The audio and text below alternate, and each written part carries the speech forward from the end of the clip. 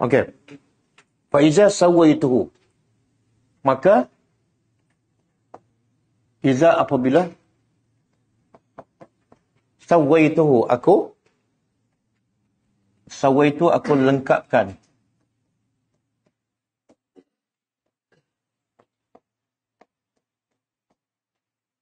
Aku lengkapkannya, itu ciptaan Adam daripada tanah, kemudian lengkap sebagai seorang manusia. Ada anggota badan, kemudian wa nafakhtu, dan aku tiup fihi padanya min ruhi, dari rohku. Allah sandarkan roh ni kepadanya. Roh ialah makhluk ciptaan Allah.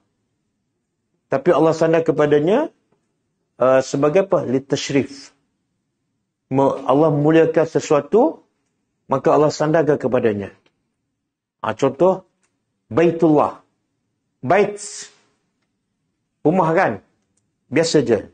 Tapi ada satu rumah mulia, maka Allah sandar padanya. Apa dia? Baitullah. Unta ni biasa je. Tapi kalau unta tu mulia, Allah sandar padanya. Apa dia? Naqatullah. Dalam kisah apa ni? Kisah Nabi Saleh. Jadi roh tu biasa. Tapi Allah nak bagi tu roh tu mulia, maka Allah sandarkan pada dirinya. Ruhi. Bukan, jangan kita salah faham. Ini Allah ambil daripada roh dia masuk dalam Adam. Bukan. Roh tu salah satu makhluk Allah. Tapi sebab roh tu mulia, Allah sandar pada dirinya. Setelah aku lengkapkan ciptaannya, dan aku tiup padanya, pada Adam, daripada rohku. Lepas tu, faqa'u. Lalu, faqa'u apa dia?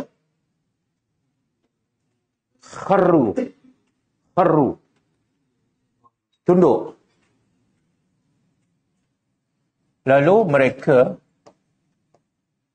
ni balik pada siapa? Malaikat.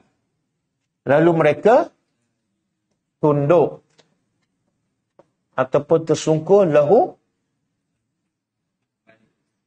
kepadanya. Kepadanya siapa? Kepada Nabi Adam dalam keadaan sajidin. Sujud.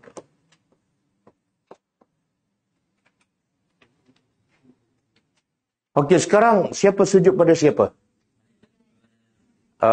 Boleh tak makhluk sujud pada makhluk? Ini boleh ni? Perintah Allah. Allah suruh. Ada ahli tafsir mengatakan sujud para malaikat kepada Adam dan bagi sujud tahiyah. Apa makna tahiyah? Penghormatan. Sujud penghormatan. Bukan sujud ibadat. Sama juga dengan sujud siapa? Kisah lain dalam Quran.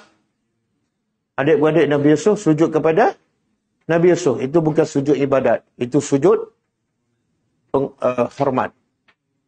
Dan bila sebut sujud di sini, maksud sujud tu apa dia? Macam mana perbuatan sujud?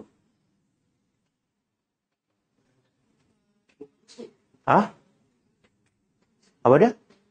Melutut. Melutut tu, melutut lah. Sujud apa dia? Muka kat lantai. Itu nama sujud. Sebab ada sebahagian orang mentafsirkan sujud di sini ialah rokok. Dia kata sujud tu sebagai tanda hormat. Apa dia? Rokok. Salah. Sebab Allah bezakan dalam Quran antara sujud dengan rokok. Kalau sujud, sujudlah. Ada ayat kan, rukaan sujada. Rokok lain, sujud lain.